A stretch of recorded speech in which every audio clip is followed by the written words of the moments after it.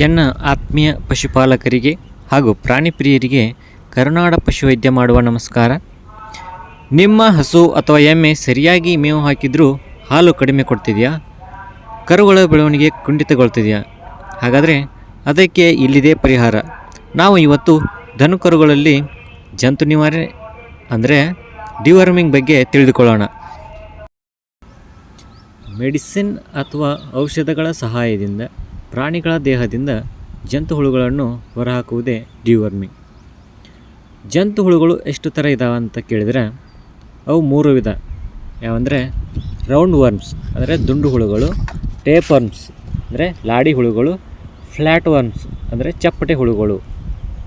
ಜಂತು ಹುಳುಗಳು ಹೆಚ್ಚಾಗಿ ಎಲ್ಲಿ ಕಂಡು ಬರ್ತಾವಂದ್ರೆ ಇವು ಪ್ರಾಣಿಗಳ ಸಗಣಿ ಹಿಕ್ಕೆ ಮೂಲಕ ಬಾಡಿಯಿಂದ ಹೊರಹಾಕೋದ್ರಿಂದ ಜಂತು ಹುಳು ಬಾಧೆಗೆ ಒಳಗಾದ ದನದ ಕೊಟ್ಟಿಗೆ, ಹುಲ್ಲುಗಾವಲು ಹಾಗೂ ಕೆರೆ ಹಳ್ಳಗಳಲ್ಲಿ ಹೆಚ್ಚಾಗಿ ಕಂಡು ಬರ್ತಾವೆ.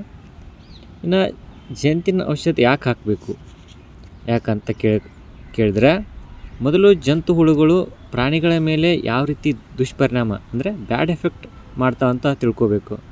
ಅವೇನಂದ್ರೆ ಗ್ರೋತ್ ರೇಟ್ ಅಂದರೆ ಬೆಳವಣಿಗೆ ಕುಂಠಿತ ಆಗೋದು, ವೀಕ್ನೆಸ್, ರಕ್ತಹೀನತೆ ಅಂದರೆ ಅನೇಮಿಯಾ ಆಗೋದು, ಬೇದಿ, ಬಾಡಿ ವೇಟ್ ಕಡಿಮೆ ಆಗೋದು ಮತ್ತು ಹಸಿವು ಕಡಿಮೆ ಆಗುತ್ತದೆ. ಸೊ ಇವೆಲ್ಲ ಅಡ್ಡ ಪರಿಣಾಮ ಕಡಿಮೆ ಮಾಡಬೇಕಂದ್ರೆ ಜಂತುನಾಶಕಗಳನ್ನ ಸರಿಯಾದ ವೇಳೆಗೆ ಸರಿಯಾದ ಡೋಸ್ ಹಾಗೂ ಅವಶ್ಯವಿರುವ ಡಿವರ್ಮರ್ನ ಸಹಾಯದಿಂದ ಡಿವರ್ಮಿಂಗ್ ಮಾಡುವುದು ಕಡ್ಡಾಯ. ಹಾಗಾದರೆ ಸಮಯಕ್ಕೆ ಸರಿಯಾಗಿ ಡಿವರ್ಮಿಂಗ್ ಮಾಡೋದರಿಂದ ಆಗೋ ಲಾಭ ಏನು? ನಾವು ಕೊಟ್ಟಂಥ ಮೇವಿನಲ್ಲಿರುವ ಪೋಷಕಾಂಶಗಳು ದೇಹಕ್ಕೆ ಬಳಸಿಕೊಳ್ಳಲು ಅನುಕೂಲ ಆಗುತ್ತದೆ. ಕರುಗಳು ಆರೋಗ್ಯವಾಗಿ ಬೆಳೆಯುತ್ತವೆ. ರೋಗ ನಿರೋಧಕ ಶಕ್ತಿ ಉತ್ತಮಗೊಳ್ಳುತ್ತದೆ ಹಾಗೂ ಪರೋಕ್ಷವಾಗಿ ಹಾಲು ಉತ್ಪಾದನೆ ಹೆಚ್ಚಾಗುತ್ತದೆ.